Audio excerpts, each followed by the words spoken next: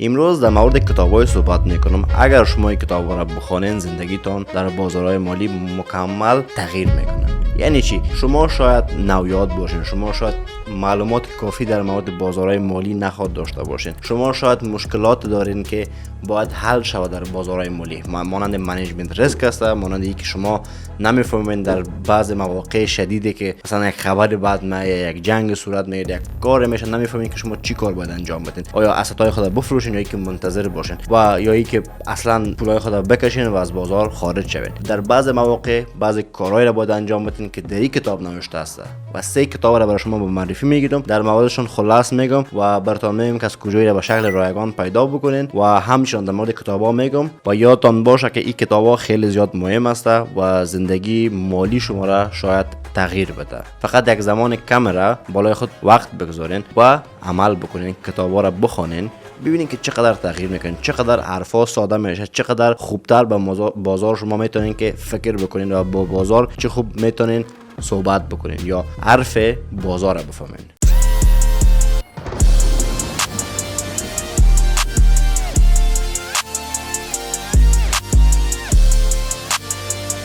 جادوگران بازار نوین، نویسندهش جک شواگر است. داخل کتاب زندگی نامه و کارهای بزرگترین تریدارا یا تریدرها را برای شما معرفی میگیره. برای شما در مورد چهره‌ها یا اسطوره‌های ترید صحبت میکنه. حالا مثلا یک مثال بتون، من صدها نفر دیگه تریدر هستن، زندگی خود تغییر دادن در سنای 20 25 سالگی 30 سالگی. شما همیشه میخواین بفهمین که اینا چگونه به این لیول رسیده، پس میرین زندگی نامه از یارا میخونین، میرین گپای از اینا رو تعقیب میکنین، شاید که از حرفایی که برای شما میزنه شما یک برداشت مثبت بکنید یا زندگیتون تغییر بکنه یا اینکه از راهی که رفته شما یه تعقیب بکنید. این کتاب میاد در مورد چهره‌های بزرگ و چهره‌های مشهور ترید و کسایی که واقعا پولای بسیار زیاده برای خود ساختن به معرفی میگیره و در مورد از اینا صحبت میکنه. در مورد منیجمنت ریسک، در مورد سایکولوژی و در مورد چیزای صحبت میکنه که شما نیاز دارین. مانند منیجمنت ریسک است و اینه که چقدر پول خود وارد بکنین، چقدر پول بگذارین. در مورد زندگی نامه کسایی که تریدرای بودن و اشتباهات و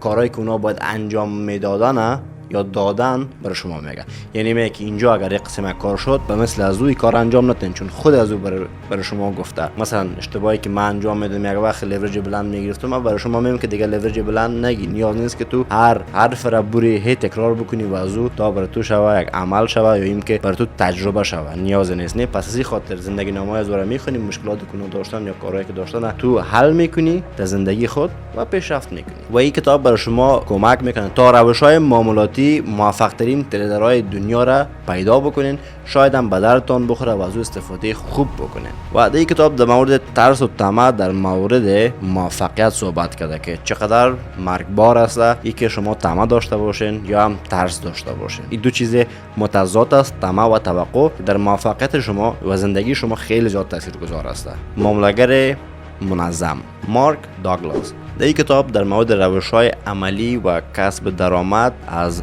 ترید می باشه و در مورد برای شما زیادتر میگه، روش‌های مختلف را برای شما بیان میکنه و راه‌های سوددهی یا فایده گرفتن از بازار را برای شما روشن‌تر میسازه. اگر شما میخواین که اگر معامله‌گر حرفه‌ای یا تریدر موفق شوین، حتما باید کتاب بخونین که کتاب یعنی زندگیتون شاید تغییر بده. نکات کلیدی کتابی است که شما یک استراتژی منظم داشته باشین و پابند به اون استراتژی باشین و ترس و طمع غلبه بالای شما نکنه تا اینکه تصمیمات نادرست را شما بگیرین. مدیریت ریسک، چقدر پول باید وارد بکنین و استاپ لاس شما چقدر باید باشه تا اینکه زیان زیاد نکنین. اگر زیان کردین زیانتون کم باشه و فایدهتون زیادتر باشه. در مورد ازی از تحلیل تکنیکال زیاد صحبت کرده. یعنی اگر شما در اول کار هستین، این کتاب اگر بخونین بدون شک برای شما خیلی زیاد کمک میکنه، چون یک آدم اومده چندین سال تجربه خود خلاصه میکنه با یک کتاب و تو باید فقط وقت بگذاری، شاید در 3 روز، یک هفته، یک ماه خلاصش بکنی و بعدش فکر و ایده و ذهنیت تغییر میکنه. یعنی یک شخص یا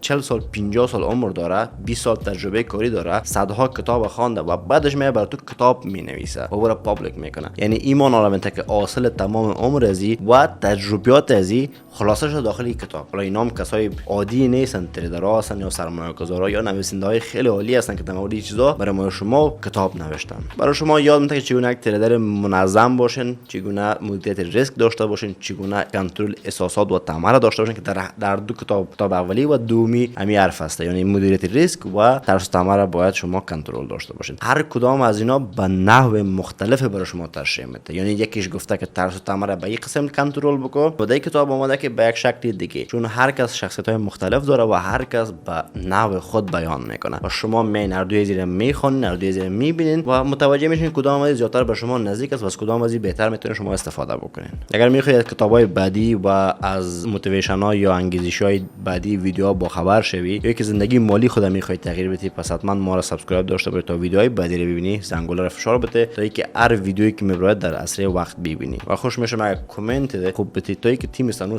016 که تک تک کامنت های شما رو جواب میده و تک تک فیدبک های شما رو میخوانن تا به ما انرژی بدین تا اینکه ما خوبتر و خوبتر عمل بکنیم. کوی سیاه، نسیم نیکولاس طالب. این کسی است کتاب نوشته کرده. این کتاب در مورد رویدادهای نادر و کمیاب یا غیر منتظره داخل بازار میشه، داخل زندگی شما، بازارهای مالی میشه، شما باید چیکار انجام بدین. و این مخصوص سرمایه‌گذارایی هستن که پورتفولیوی خود میخواین که از چند بخش بسازن و منیجمنت ریسک قوی داشته باشن و آماده هر نوع خبر، هر نوع مشکل، هر نوع خوبی یا خرابی داخل بازار باشه. یعنی به این معنی است که اگر خلاصه براتون بکنم، جنگ بین روسیه و اوکراین زمانی که رخ داد کسی پیش بینی نمیتونست یک سال دو سال پیش که در این زمان دقیقاً در این تاریخ جنگ میشه و در این تاریخ اینقدر بیت کوین پایین میاد. ولی در کتاب براتون میگه که چگونه تو مدیریت ریسک داشته باشی زمانی که وارد یک قسم یک خبر شدیم، تو بالای یا بیت کوین خریدی، منتظر است یک دفعه این خبر میاد. در این حالت چیکار باید انجام بدی؟ ای که بیت کوین های خود سودا بکنی یا اینکه منتظر باشی یا یک خبر است فقط آمده که ما شما را گل بزنند. مثل از این میمونه که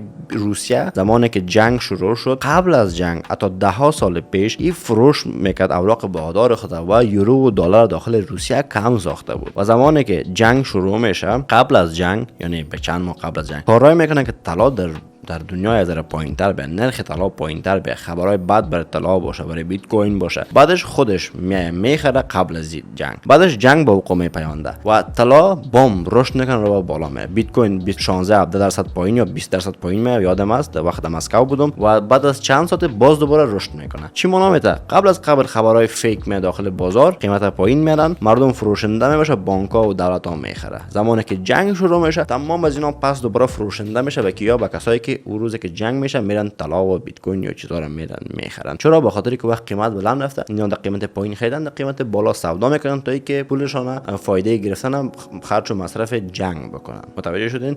پس خبرها وقتی داخل مارکت میه، شما باید بفهمین که با خبر چگونه ترید بکنین. با رویدادهایی که با وقوع میپیونده شما باید درست عمل بکنین. کی کتاب برای شما اینی کمک میکنه و بدون شک عرصه کتاب برای شما فایده های بسیار زیاد میرسونه اگر بخواید. اگر نخوانین مشکل خودتان است و اگر نخوانین پیسه از دست دادین، ندانستین مارکت چگونه کار میکنه، هر مشکلی که پیش آمد مقصر خود شما هستید، نه کسی دیگه. و هیچ کسی دیگه دلش بر تو نمیسوزه تا خودت. هر قدر به پول باشی کسی حاضر نیست برات $5 هم بده و هر قدر درآمد باشی دور برات بسیارا خوشم میشن و در قصیت هم کسی نیست که بالا میری پایین میری. بالا بری البته جگرخون میشن، پایین هر چقدر بری خوشحال‌تر میشن. پس از امیال باید تو بری بالای خود زحمت بکشی. فایدهش برای من چیز نیست که تو بری کتاب بخونی پولدار شوی، شما صاحب خانه خوب شوین، صاحب موتر، زندگی خوب شوین. به من فایدهش نمیرسه. فقط یک فایدهش میرسه که من افتخار بالایت میکنم که میبینم افغان خودم هستی، در یک جای رسیدی، هم زبان خودم هستی، افتخار بالایت میکنم. بجز اینمی چیز دیگه چیز ندارم. و این حرفا و این کتابا رو فقط به خاطر امی که بالای شما یک روز افتخار بکنم برای شما گفته رسیدم. این حاصل زحمت‌های چندین ساله ام است که قدر معلومات دارم. ما کتابای زیاد را خواندیم، کتابای را میخونم، فعلا زیر دست دارم. هر زمانی که خلاص کردم فیدبک خود برای شما میتونم که چه نوع کتاب هستن و شما یا نیاز دارین برای یا ندارین، یا کتاب هست که فقط معلومات عمومی داخلش هست. لینک